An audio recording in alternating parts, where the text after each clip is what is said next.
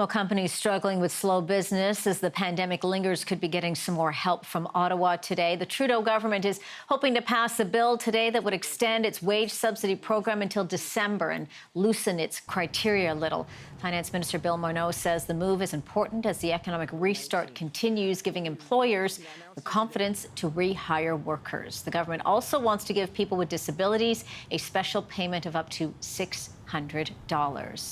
CTV News political commentator and former NDP leader Tom Mulcair joins me now. Tom, great to see you. Hi, Angie. So a lot on the docket here for the Liberals. It looks like things will move forward on this legislation with regards to the wage subsidy. What are your thoughts?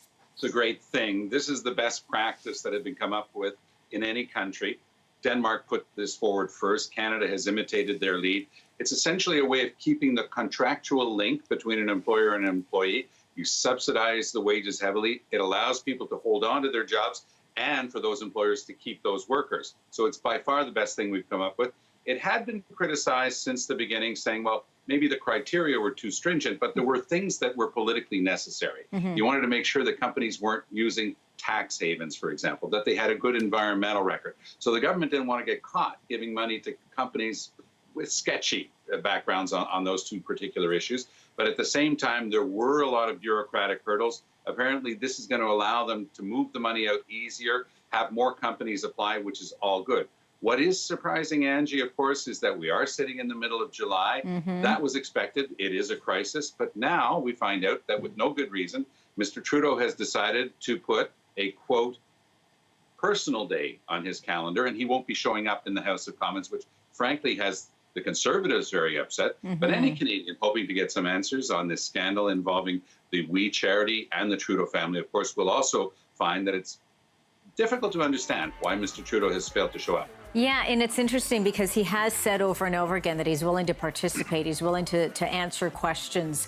And on the one hand, you can say, well, normally on a Monday he isn't there. We're in a different time here, and with the pandemic, and now, of course, the controversy over the We Charity coming up here.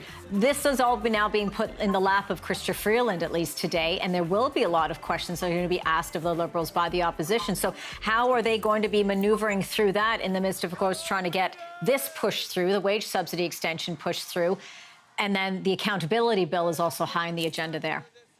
Of course, Chrystia Freeland is not the object of the investigations by the Ethics Commissioner. Mr. Trudeau, our Prime Minister, is first and foremost, as is his very important Finance Minister, Bill Morneau. So those are the people who should be giving answers, not Chrystia Freeland, because quite literally she has nothing to do with it, even though she took it upon herself to issue her own apology last week, saying she should have somehow known what the other two were doing wrong. But that's the key issue here. And I think that the short answer to the question, why didn't he go in today, why won't we be seeing him, is that this is such a serious matter. The Liberals can no longer afford to be giving various versions of the truth. In the past few weeks, they've put forward explanations. We Charity put forward explanations. They had to take them back when it became obvious, because journalists were digging down. They were going for answers. They were getting all the documents and showing that what they had been told so far wasn't true. So this is a huge issue for the Liberals. And I think that it was just simply decided with his closest advisors to try to put a lid on it, just to keep him out of the House. But again, that simply proves the point. This is a very serious scandal for the Liberals and for Mr. Trudeau. Really quickly, Tom, I'm almost out of time here. We're waiting on of course, the vote on the motion was supposed to happen Friday, is expected to happen this week. It's expected it's going to go forward. I'm just predicting here. But if it does, what is that going to mean for the Liberals and for the Prime Minister then being asked once again, you need to be in that chair to answer questions, as well as Bill Morneau? Well, that's exactly it. And by the way, the Bloc has made it quite clear they're going to vote for this. So they're a lucky situation. The Liberals are in a lucky situation. They've got a minority government. Any one of the three opposition parties has enough votes to pass anything. So this one's going to go through.